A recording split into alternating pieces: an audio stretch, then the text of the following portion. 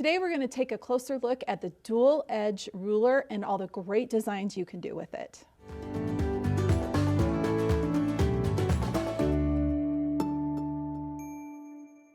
Welcome to Handi Quilter Watch and Learn. I'm Kim Sandberg and I'm Christina Whitney. We're both studio educators here, although I don't know, today I think we should be the rulers of the rulers. What do you think? That works. Last time we were like the queens, so we'll just be rulers. That works. As long as we're not the jokers. Well, I like that. I like that.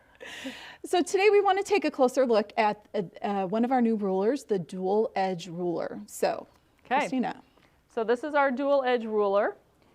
It is, like the name, dual edge. So we've got just the straight edge here with the 90-degree angle. Okay. And then we also have the curves or the scallop kind of wave that goes around the outside.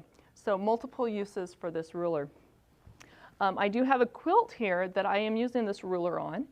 I'm only using the straight edge side, but I'm really enjoying using that 90-degree angle.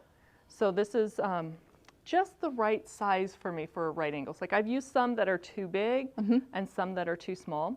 So I'm just going to show you how I use it on this quilt, and then we'll talk about a couple other things on this actual ruler that you can benefit from. Okay, awesome. Okay, so we're going to keep it nice and short and simple. I am going to bring the machine over and I'm going to start stitching a 1/2 inch around here. So you can kind of see I've already done some sections here, just a 1/2 inch echo around the piecing. Now if I were to line the ruler up right on the seam and then stitch, that would only give me a 1/4 inch. So I need to use the etch marks on here. And I'm going to shift the ruler down using this one's actually a hashed line, and I'm going to line that up on the edge of the piecing. So now when I stitch, I'll stitch a 1/2 inch away. So I'm using those grid lines. Now it's really important when you're using the etch lines is that the ruler is facing up. So I can read the name dual edge here. If I have it flipped over and the letters are backwards, the etching is going to be distorted. So make sure you always have it right side up.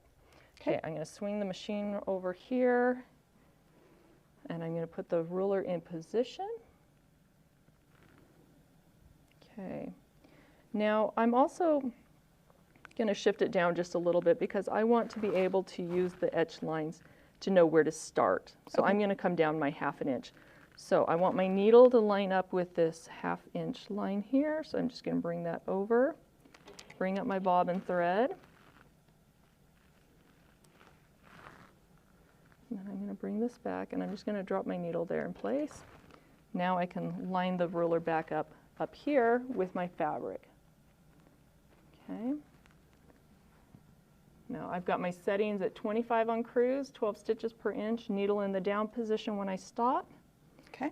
And I'm going to start stitching. When I get to the point, I let it stitch a couple little spots there. Now here's where I need to pay attention. I need to know how far to go to stop. So I'm going to shift the ruler just a little bit so I have a line right on the edge. Okay. And then I can shift the machine over so my needle is lining up with that halfway mark. Okay. Now I'm just going to shift the ruler up, line up the 1/2 inch, stitching up. And again, I'm using the etch lines, where to stop. Now this is where it gets fun, where I can rotate the ruler and again use that 90-degree. So I'm not having to line it up every single time. I just have to line up once. And I'm going to stitch across, take a couple stitches at the point, and then stitch up. And I'm going to shift the ruler just a little bit so I know where my halfway. And I'm just going to continue doing that same thing all the way around this shape.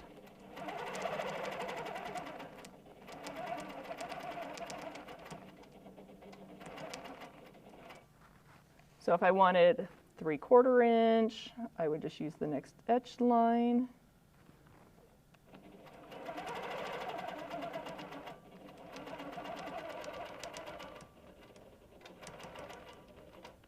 Another fun thing you can do with rulers is add the echo foot, and that way you don't always have to use the etch lines. Like if I put a 1/2 inch echo foot on, I could just line the edge of the ruler up with the edge of the fabric, and go from there.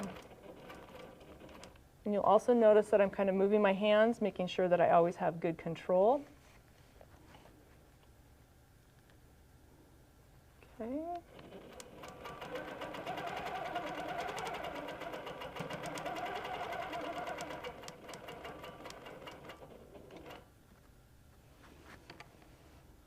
Okay, now I flipped my ruler, but you'll notice I didn't go far enough. I can't shift my ruler, so I'm just going to walk it over just a little bit. There we go. It's a slow process. No speed demons here.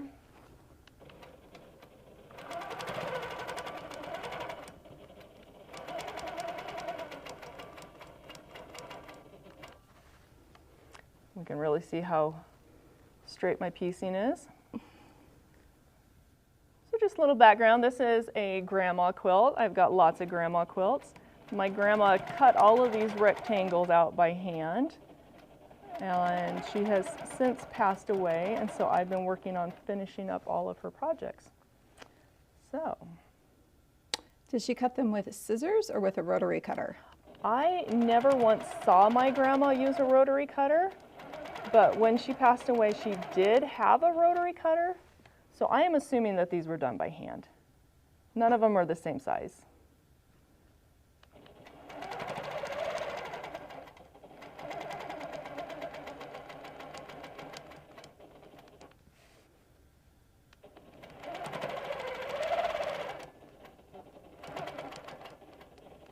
Okay, then I can flip it back over and use those edges again.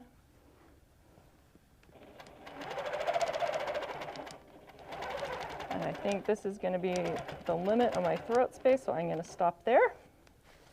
But you can see how you can use the ruler on a real quilt.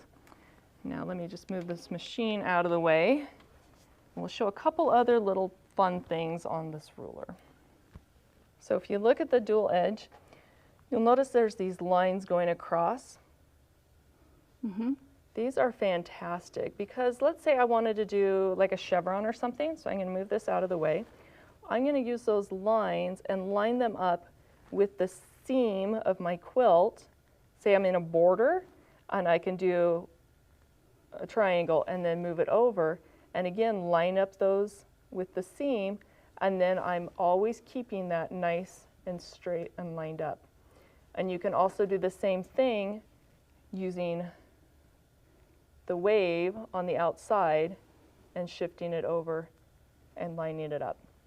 So depending on how deep you need that to be, you would choose which line you want to use. You'll also notice on here that we have some echo lines for the wiggle side, Mm-hmm. the wave side, so you can also adjust your positioning similar to what I was doing on the straight side, but you could use the wave to make like a 1/2 inch or 3/4 inch wave. So lots of options. You'll also notice on the back of the packaging that there are some different design ideas as well. Those are really handy. We always recommend when you purchase a ruler, one of our rulers, to hold on to that packaging so that you have that those design ideas. Yep. If you don't want to hold on to them, at least be sure and snap a picture of them so you have it for reference. And if you have already thrown away your packaging, if you go to the Handi Quilter website and look up that particular ruler, a lot of times the packaging information, like the design ideas, will be on the website there. With the page where you can find to purchase the ruler. Correct. Yep. Exactly, exactly. So if you're interested in this ruler, you can go to handiquilter.com or you can reach out to your local retailer. Either way, it's available. Well, I think that's everything, right, Christina? Yep. Quick, short, to the point. I like that. Rulers are so much fun for that precision that we love to have when we're quilting. Be sure to use #HandiQuilter if you post quilts on Instagram or Facebook, and your quilt might end up at the end of one of our videos. Be sure to give us a like and subscribe, and have fun quilting.